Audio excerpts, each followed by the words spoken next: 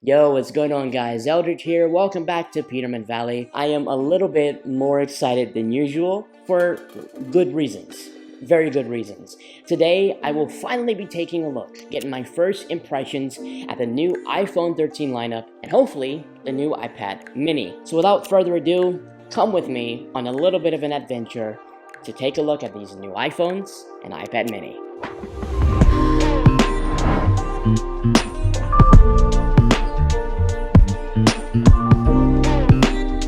Now, unfortunately for me, we don't have an actual Apple store in our town. I think our nearest Apple store is about 45 to 50 minutes away, give or take. But to make matters easier for myself, I'm just gonna go to the nearest Best Buy because I know they always have the newest devices on demo for people to try out. All right, we are pulling up to Best Buy as we speak, and we are gonna go in. It's time to go in. I'm super excited to finally get a look at these guys. Let's go. Okay, so we've arrived to Best Buy and pretty excited. Finally gonna get a hands-on look at the iPhone 13, hopefully the 13 Pro series as well. I hope they have all three, the 13 Pro Max as well, and an iPad mini. So let's see what we can get into.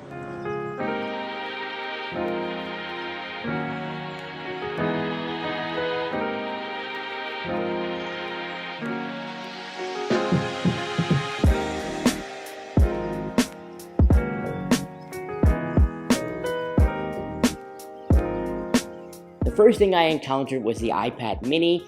I actually didn't think that it would have this on display, but it was really great to see it. It was incredible. Now, I've seen previous iPad minis before, and it just has a different feel with this, a different energy, a different aesthetic. You can really feel the complete and total redesign. One thing that I was shocked that I was actually able to do was palm it with one hand, hold the entire thing with one hand. I've seen many people, including Tim Cook with his little interview with iJustine, palm it with one hand, and I was like questioning, is that something I can do? Because I don't think my hands are just as big as Tim Cook's hands. But you can palm it with one hand, literally with one hand from edge to edge. The edge-to-edge display is really nice, and the display looks great for an iPad mini. The fact that they brought USB-C to the iPad mini is awesome. To have USB-C on the iPad mini. One thing that I found a little bit strange was the button placement. It was very odd for me. It was new because they obviously have to do that to clear a way for the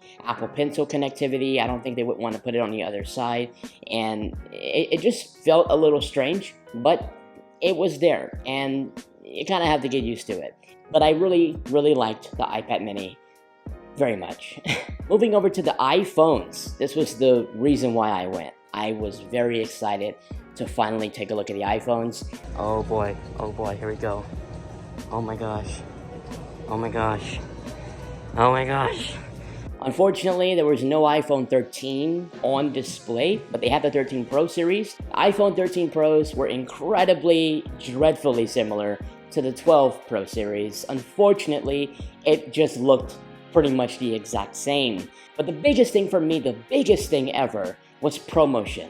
My first ever encounter with 120 Hz refresh rate. Have a listen of the raw reaction of when I first put my fingers on that beautiful display. This is gonna be my first time trying ProMotion display on an iPhone. So here we go. Oh wow, oh my goodness, holy crap, it's like real time. What? Dude, this is my first time trying ProMotion, and oh yeah, oh my goodness, the camera's not picking it up. The camera is like lagging behind. This thing is unreal. This is super nice, dude. What? I've always known that ProMotion was the superior refresh rate for displays, but I've never actually been exposed to actually using it in a device. I never had the iPad Pro with ProMotion, and I've never actually tried it out. So this is like literally my first try. And I'm like, I see a major difference in this. And this is the Sierra Blue. Wow. I mean, the images of Sierra Blue is different than the actual in-person Sierra Blue. That camera bump is huge. This is gorgeous. I absolutely love that. The 13 Pro Max is what I would have gotten if I didn't already have the 12 Pro Max. And then this is the 13 Pro. 13 Pro is even nice. Holy crap. Still got the ProMotion in there. Beautiful display. I've got all the stock photos and everything. I mean, just like, this is really responsive. So this is the gold. Oh, the gold is really nice. This gold is beautiful. It kind of reminds me of the 10s Max, but it's a different gold than the 10s Max, especially the stainless steel edges.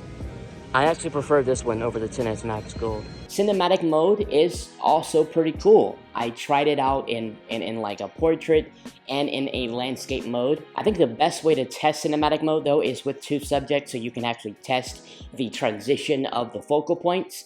But the fact that it's there and it looked great, the edge detection was pretty nice. I enjoyed it very, very much. They could have actually brought this to the 12 Pro series. That's just my argument. I really feel like that's a feature they could have brought there. The 13 Pro Max though, man, that's the biggest boy of the year, pretty much, for the Apple lineup. And I am very impressed with how beautiful the display looks. It looks similar to my 12 Pro Max, but just the refresh rate and the overall brightness and just the overall feel of it does feel a little bit better than the 12 Pro Max series, just from personal experience, but I'm very impressed with the display overall. The next thing I tried was macro mode. Now, I was really excited to try macro photography. I just was immersed with all the different photos that I was finding online of people doing macro photography on the 13 Pro series. It was one of the most impressive things I've ever seen an iPhone camera do. I'm not even gonna lie to you.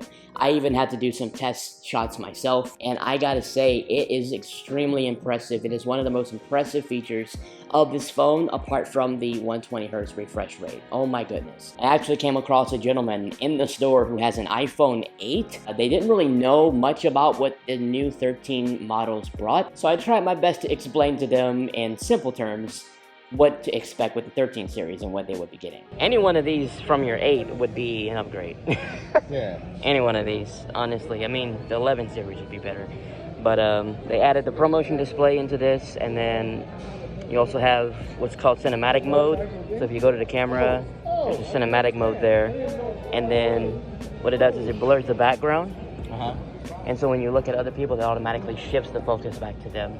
Oh, wow. So it has a lot of different stuff like that. Yeah, I saw that on the announcement. Yeah. Yeah. It's got the A15 chip, so it's faster, obviously. Pretty cool. I'm just getting some foot. You can go ahead and check it out. No, I'm just thinking, how much bigger is it? Yeah, cinematic mode, battery life. Oh, the thing is bigger than that phone. Yeah. Hey, that's what's a big max. I have to get a new quad case. Yeah. It's about the same size, except the display is edge to edge, so you don't have the black pieces at top and bottom. You don't have the home button. No more button. Yeah. It was a learning curve for me too. I had the 6 Plus, moving to the... I got the SE. I love the button. You got the SE? Hey, there you go. Still working. Still working. I replaced the other one because we got all up. Yeah. It's a what? SE 2020. Yeah. It's the smallest iPhone they made. Oh. It's the new SE, yeah. It seemed like to me that they were pretty comfortable with the phones they had already and loved the home button. So who's to know how long they'll be keeping those models. Here we got the watches, but they're only the Series 6. Series 7 not here yet. Wonder why? Wonder what happened? Oh man, they're gonna be, I think the Watch Series 7 will begin pre-ordering and shipping mid-October.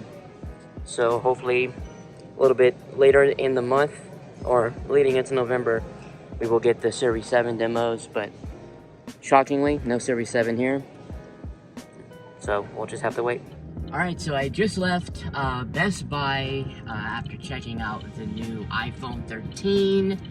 Well, I couldn't actually check out the 13, it wasn't there. My overall impression is it really feels like the iPhone 12 Pro Max or the 12 Pros, with the exception of that display. That display truly was the highlight of the experience for me.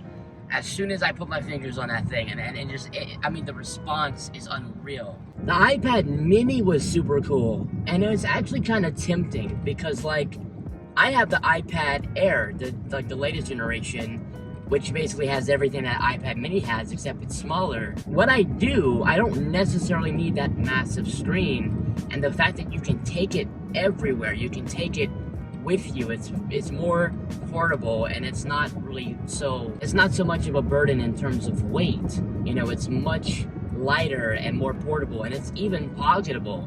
I mean, I like bigger screens, but for my iPad, I don't need to have the actual screen that I do.